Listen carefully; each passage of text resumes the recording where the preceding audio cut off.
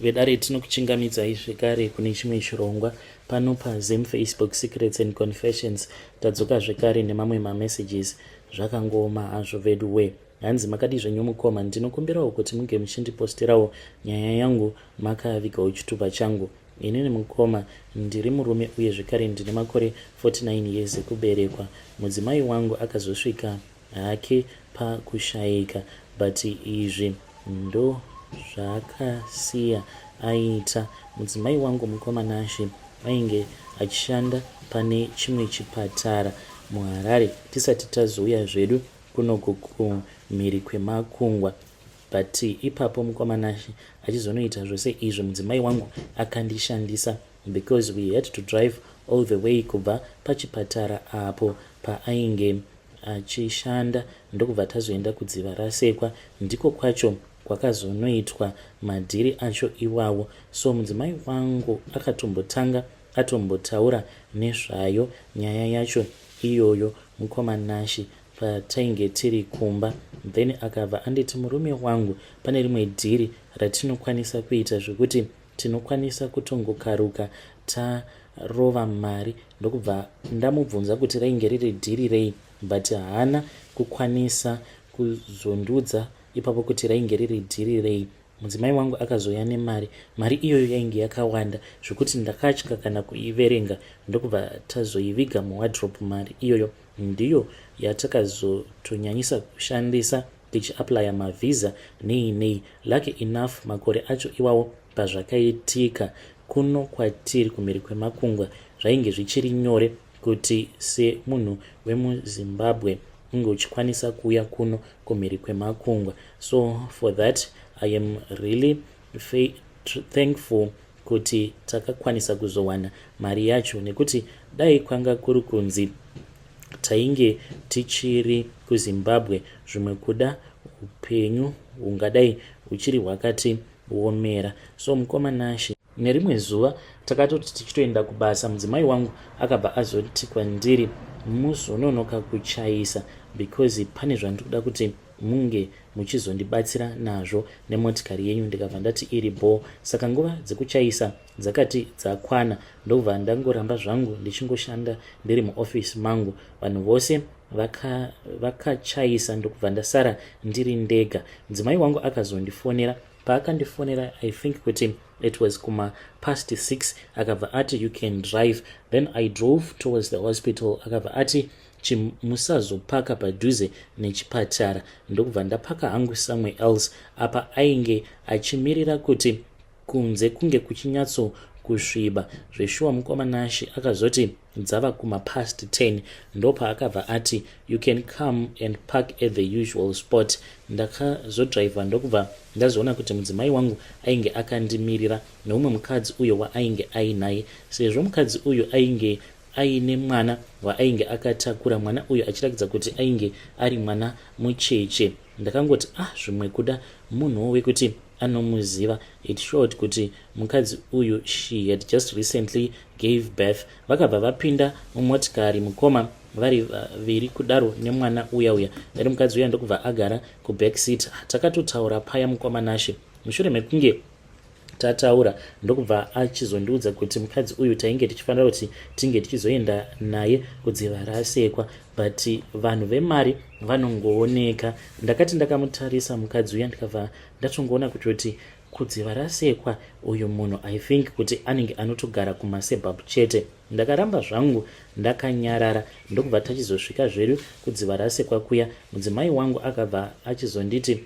wait here, ndokubva azobatsira mukadzi uya kutakura mwana nezvimwewo izvo zvavainge vainazvo. Vakabva vapinda. Paakadzoka ainge aine ziplastic bag rainge rakazara nemari. mukoma Nashi pasina kana nguva pakabva pachizosvika imwe motikari. mukoma rainge riri BMW X5 model. mukoma Nashi, murume uya akazotaura neni and I discovered kuti mukadzi uya watainge tabva naye kuchipatara ainge ari mukadzi wake. So vakaramba vachingotaura vachikurukura namadhamu vangu. On top of that madhamu ndokubva vazopiwa zvekare imwe mari. Ndipo apo madhamu pavakabva vazoti we can go back home.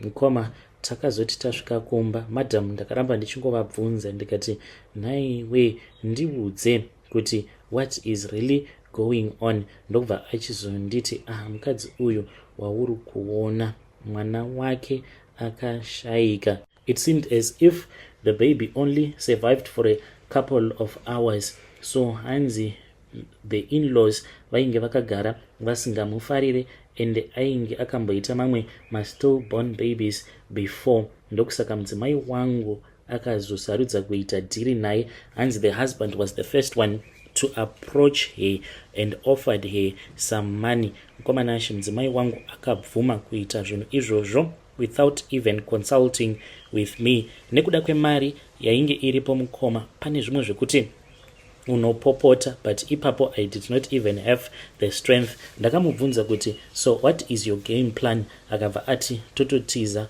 murume wangu. Zvechokwadi mukoma. We then started with our visa applications. Ndokubva tachizouya kuno kwatiri kumhiri kwemakungwa. Ndakazomubvunza kuti, saka mwana wacho wakaita zvekuita sei? Ndipo apo paakazonditi, mukadzi uyauya in that same maternity ward maainge ari, hanzi mainge muine umwe mukadzi aitongoratidza kuti ainge akatongosauka zvake, ndiye wavakazotorera advantage. Hanzi ainge ari wechidiki, mushure mekunge apona mwana wake, hanzi ndokubva achizobatwa nehope, then ndokubva achizobatsirwa nevamwe nesi, vakabva vachizotora mwana wake, ndokubva vachizoswicha vana vaya, ndokubva hanzi wake mwana ainge afa. That is what my wife did mukoma. Sometimes I feel really guilty about what my wife did, but at the same time ndinobva ndazvibvunza kuti nemaomero awo aita Zimbabwe,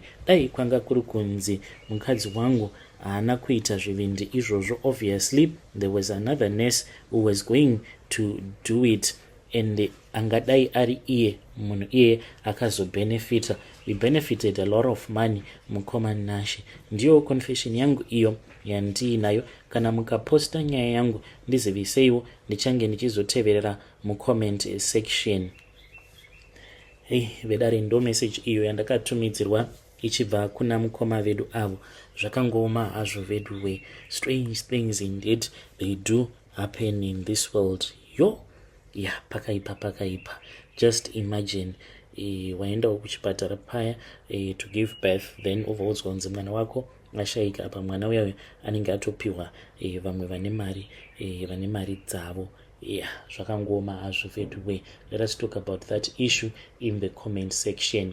Legedzai tibva taenda panyaya yedu inotevera. Nyaya yedu inotevera yakamira sekudai so.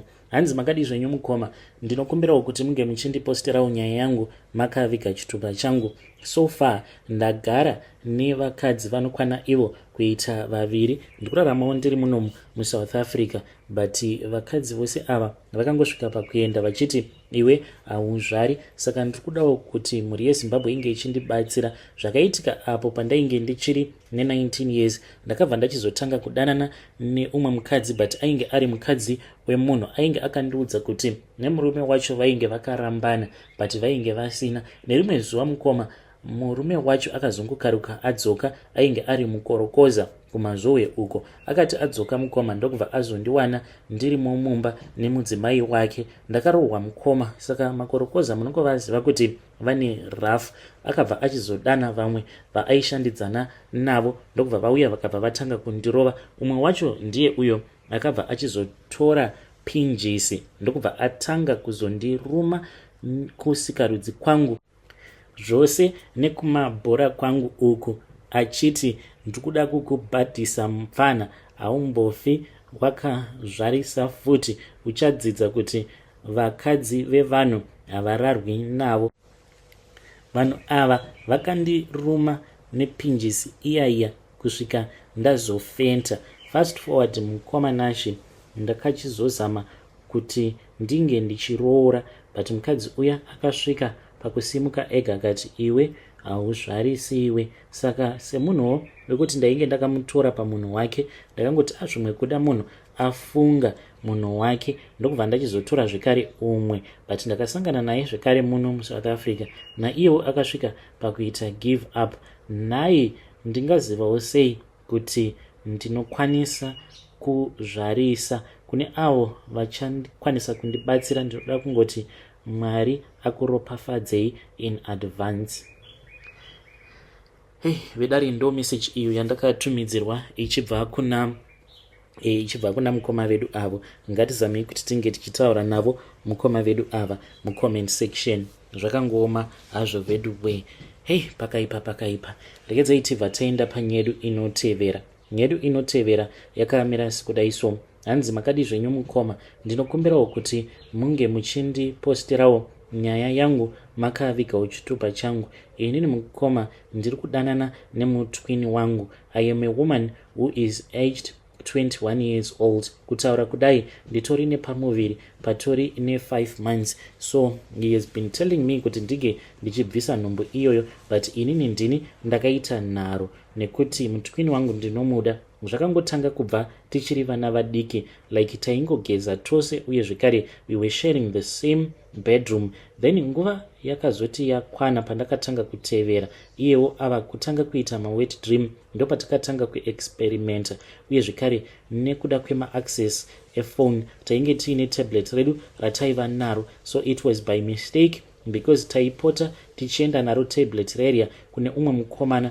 achitisira mamovies. So one day akangonokopa rimwe folder rainge riine mamovie maaction, ndokubva tazoona kuti mainge muine video zvekare revanhu vainge vachisika bonde. Saka taizoti usiku hwoga takarara paya tobva tachizotanga kuona video riya kuzonosvika richizotimutsa mafeelings, ndokubva tatanga kuexperimenta. Zvinhu izvi takatanga kuzviita kubva tichiri vana vadiki, and our parents never even found out. Takazonzi paya tati yarukei umwe nomwe akabva anzi ava nespare bedroom yake. Mukoma Nashe ndaingosiya door risina kukiwa, iye aizoti kana ataimira kuti vabereki vedu vanenge varara obva azouya tobva tatorara tose. So mukoma Nashe pari zvino nditori nepamuviri petwin brother yangu, ndinomuda, iyewo anoti anondida, but ari kuti we cannot have a baby together.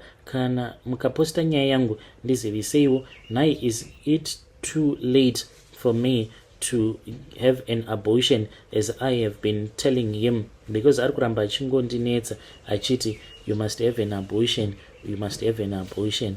Mukoma, kana mukaposta nyaya yangu ndiziviseiwo, ndichange ndichizotevererawo mucomment section. Vedari ndo message iyo yandakatumidzirwa ichibva kuna vanzvadzi vedu. Awa ndio anonzi makuna chaiwo.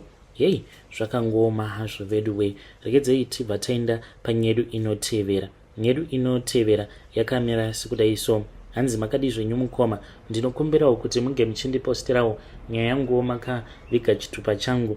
Inini ndiri mudzimai uye zvekare ndine makore 43 years ekuberekwa. Ndafunga kuti ndinge ndichitiza murume wangu, woti mari hauna, obva watanga futi kurwara nekensa.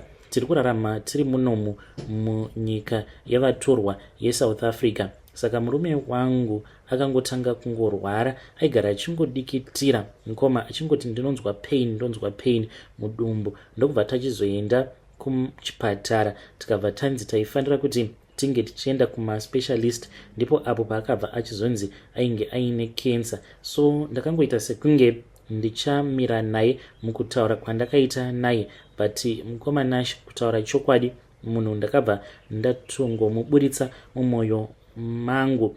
Ini ndiri nani because I am not a hypocrite. Ndichowo chokwadi changu ichocho mukoma Nashe kuti I am not a hypocrite. That is why I have told myself kuti it is far much better for me to walk away. Saka ndodawo kubvunza kubva kune vedare renyu kuti what is the best possible way for me to tell him in a nice way kuti nezvavo baba ava handichadi ini hangu kuti munhu ange achizosvika pakuunduka vhudzi sezvandinongonzwa vanhu vane kensa vachinzi ndo zvavanoita uye zvekare munhu achizopera kuita sekunge ane mukondombera. I can never wait for such a thing. Ini hangu I cannot. Handidi kuti ndinge ndichizomubata nekunze kweruoko. So please help me. Zvaizvezvi ndiri kudanana nevamwe baba ava vane mari dzavo. Mukoma Nashi, kune vanhu vane mari muno muSouth Africa. Takatobva kune imwe dealership vakatoenda vakatonotora rimwe Mercedes Benz rakanaka sei mukoma. It is a GLA model. Hehe, ndiso tava kutoziva mamodel emaBenz. Ndini ndakatanga kutogara pamother seat before his wife, ende iye ari kutondivimbisa zvakatokura. Ari kutoti kana yako tinokwanisa kukutengera kana ukangova a good mabebeza. Saka I am happy, at the same time I am sad kuti baba vevana vangu is about to die. Handiti once ukanzwa vane cancer automatic death here, and at the same time ndoda kutenda Mwari kuti vazondipawo murume ane mari. Saka Mwari ngavatendwe. Hey, vedare ndo message iyo yandakatumidzirwa ichibva kuna hanzvadzi vedu. Sure, motofarira kunzi ndima akatanga kugara pamother seat, iyo motikari ichitoenda kumuridzi wayo. Zvakangoma hazvo vedu we.